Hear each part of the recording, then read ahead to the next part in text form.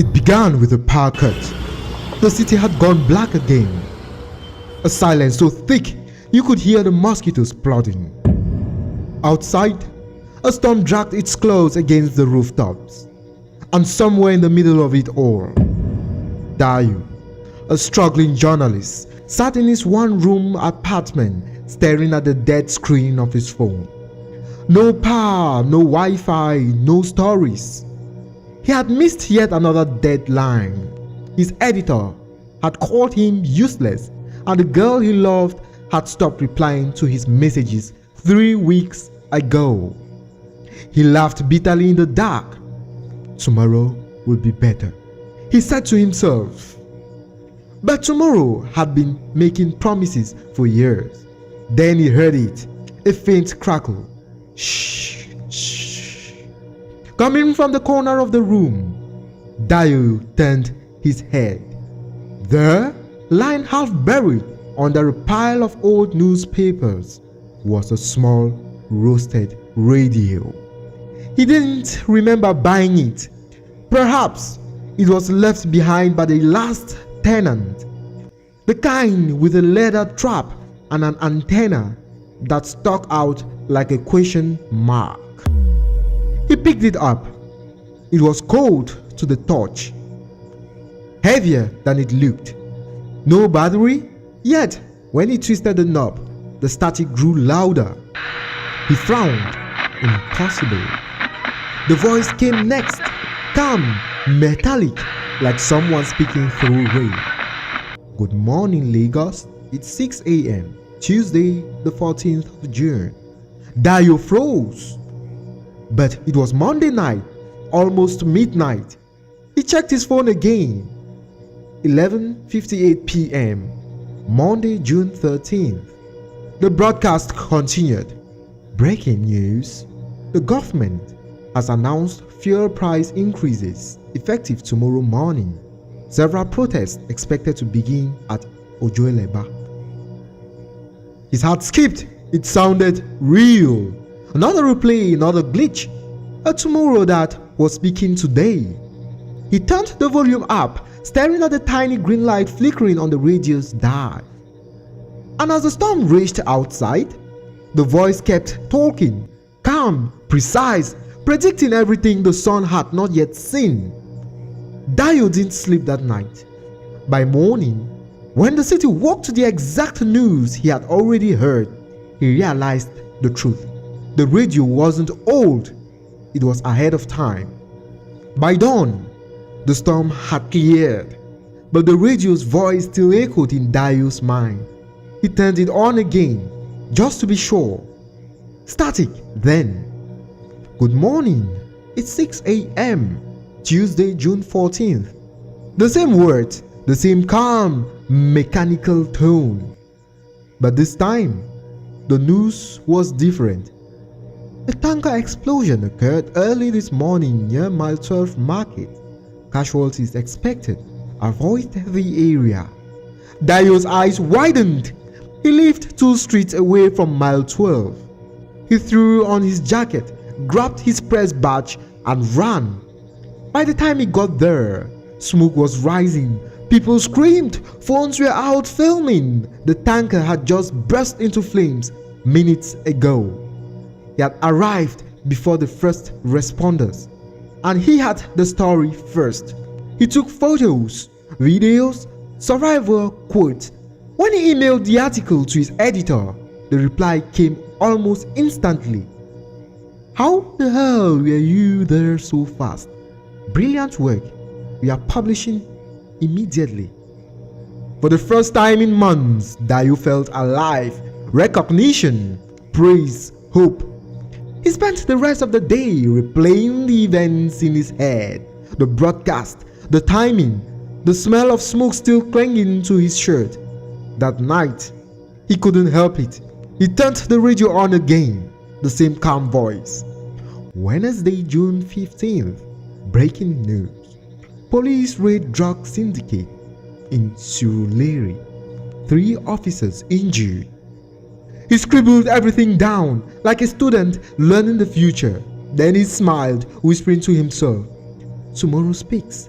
and I am its translator. By Thursday morning, the police raid was all over the news, exactly as the radio said.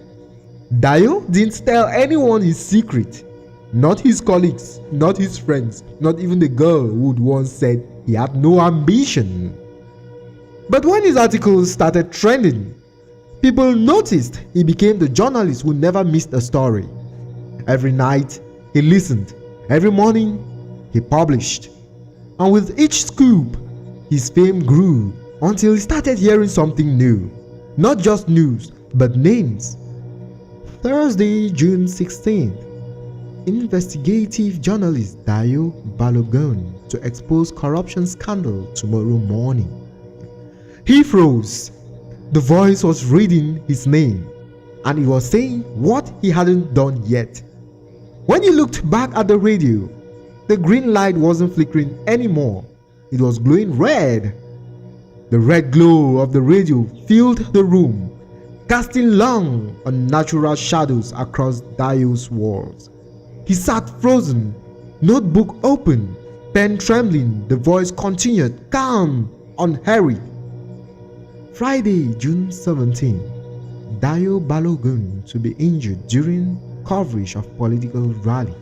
Expected hospitalization for 7 days. He swallowed hard. He had done nothing yet. Nothing at all. The rain outside had returned, drumming against the roof as if the world itself were warning him. Dayo stood. No, he whispered. This isn't real. You can't tell the future of me. But the radio didn't answer. It only hummed, a soft vibration that made the hairs on his arms rise. He tried to ignore it, tried to leave the room, but curiosity, that old friend, tugged at him relentlessly. By morning, the streets were alive with the chatter of a political rally in the city center. He knew he should stay home. Every instinct screamed, this is a story the radio predicted. Do not go. But ambition was louder than caution. He climbed into his beat-up car, the radio beside him on the passenger seat, and drove toward the heart of the city. When he arrived, chaos had already begun. A protester tripped near the barricade. A motorbike skidded into the crowd, and in the midst of it all, he felt a sharp pain in his side, a stray piece of debris. The report had been accurate. He stumbled back to his car, blood trickling down his shirt. His notebook, still clutched in one hand, had pages filled with headlines for the next several days, all of them pre-written by the radio. He realized for the first time that the radio didn't just show the future. It required him to act for its stories to come true. Every time he used it, he had set in motion the very tragedies it predicted. And now the price was personal. That night, sitting alone in his apartment, Dayo stared at the radio. The red glow pulsed like a heartbeat. He understood the radio was not a gift, it was a contract. And every story it spoke demanded a sacrifice, sometimes others, sometimes his own. Dayo stopped reporting. He unplugged his computer. He ignored calls. He didn't touch the radio. But the next morning at 3:12 a.m., a whisper of static woke him. He groaned, reaching for the radio, and the red glow had returned, brighter than ever. Saturday, June 18th. Dayo Balogun to die tonight. Circumstances unknown. He dropped the radio onto the floor. Backing away, his apartment felt smaller, suffocating. The walls closed in. Outside, the city pulsed with life, ignorant of what awaited him. He ran to the balcony, looking down at the street. Nothing yet, only the distant hum of traffic, the soft flicker of neon signs, and the occasional bark of a dog. The radio hummed insistently, waiting. Dayo realized that the radio didn't just predict, it controlled. Every action he took, every person he interacted with was now woven into his broadcast. To ignore it was to invite chaos. To obey it was to become its agent. He understood the truth too late. There was no reporter of the future, only a prisoner of the future, trapped in a story that had no end. Desperation drove him to the streets. He tried to warn people of the news before it aired. He begged editors not to publish his articles. He even tried smashing the radio. But no matter what he did, the broadcast found a way to play out. Someone always read the headlines. Someone always acted. Someone always suffered. By midnight, the radio spoke once more. Dayo Balogun, final broadcast. You are the story. Every life touched, every word written, every action taken has led here. There is no tomorrow beyond this. The green light flickered, then the red returned.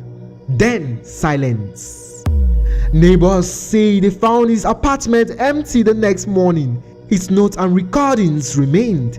His taxi, parked in front of his building, was untouched. Only the radio sat on the table, antenna crooked, the faint hum of static escaping like a whisper. Tomorrow will always speak. In the city of today, people still hear of Dayo Balogun, the journalist who always knew the news before it happened. Some say he moved abroad, others whisper that he is trapped in a room somewhere, listening, writing, obeying for eternity. And the radio, it waits quietly in a corner, under dust and shadows. Occasionally, its faint static hums through apartments of the curious or the ambitious. Some say if you listen closely, it whispers your name, and if you answer, tomorrow speaks, and you must obey. Knowledge is not always power.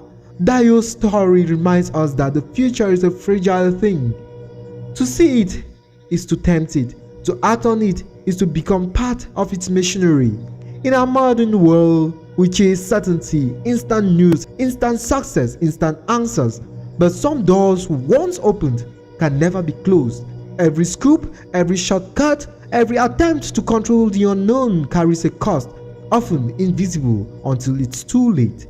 Perhaps that is why, even with all our technology, we still hesitate at the edge of tomorrow. Because some stories, once heard, demand a sacrifice, and some radios will always speak whether we are ready or not.